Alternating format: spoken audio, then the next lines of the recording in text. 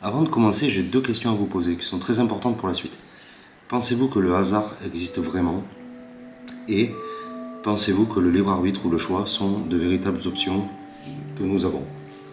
Donc pour tenter de répondre à cette énigme, on va faire une expérience ce soir de mentalisme. Une fois n'est pas coutume, je vais vous faire un tour de mentalisme que je trouve génial, c'est une véritable petite pépite. Donc là, pour le coup, on va mélanger le jeu comme ceci, ok? Et j'invite 3 spectateurs à tenter l'expérience avec moi.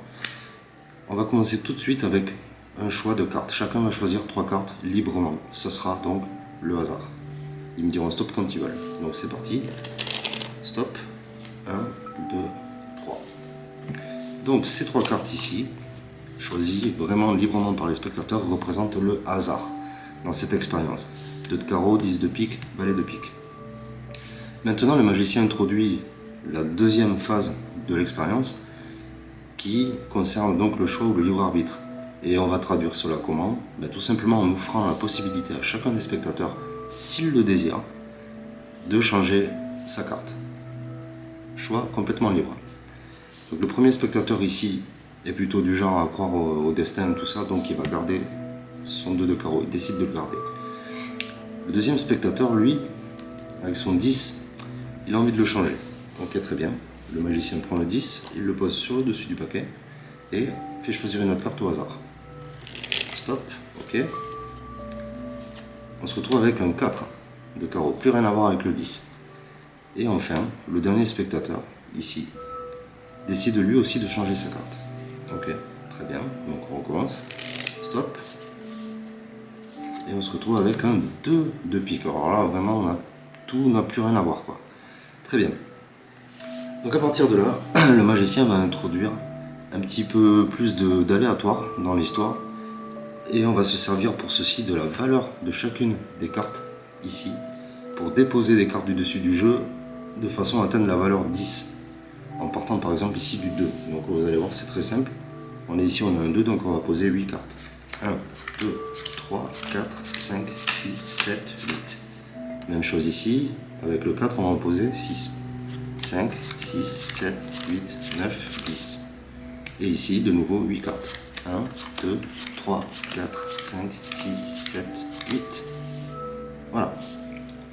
Ensuite, pour terminer, on va additionner la valeur de chacune des sélections afin de déterminer une carte commune qui correspondra à la somme de l'ensemble des choix que les spectateurs ont fait. Pardon. Donc, ça va aller très vite. Un 2, un 2, un 4, et un 4, un 8. Donc je vais distribuer 8 cartes. 1, 2, 3, 4, 5, 6, 7, 8. La 8e carte, je la pose ici. Et on va récapituler un petit peu ce qui s'est passé. On est parti d'un jeu mélangé. Les spectateurs ont chacun choisi une carte librement. C'était la phase hasard. Ensuite, ils ont eu la possibilité d'échanger leurs cartes. Il y a 2 spectateurs qui ont changé leurs cartes, ici et ici, où nous avions, je crois, un 10 et une figure. Donc là, ça n'a plus rien à voir.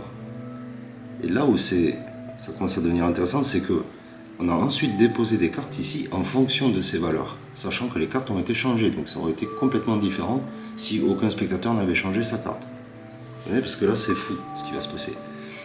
Et donc, ensuite, on a additionné les cartes donc, des spectateurs pour déterminer une sélection commune. Vous voyez quand même le nombre de paramètres et d'aléatoires qu'il y a depuis le début. Et donc ici, la somme de tous ces choix nous donne un 8 de pique. D'accord? Vous vous souvenez des 2 questions que je vous ai posées au début? Le hasard existe-t-il vraiment et est-ce qu'on a vraiment le choix? Je ne sais pas trop comment répondre à cette question. Mais ce qui est sûr, c'est que depuis le début ici, dans cette boîte, j'ai une carte et une seule carte. Une prédiction. Je vous montre, il n'y a pas d'autres cartes dans les tuiles. Donc je ne sais pas si le hasard existe ou si le libre arbitre existe, mais il y a une science qui s'appelle l'holistique ou l'holisme qui prétend que l'univers est régi par une grande mécanique universelle dont tout dépend, nos choix, etc. En tout cas, ce qui est certain, c'est que dès le début, j'avais prédit que vous prendriez le 8 de pique.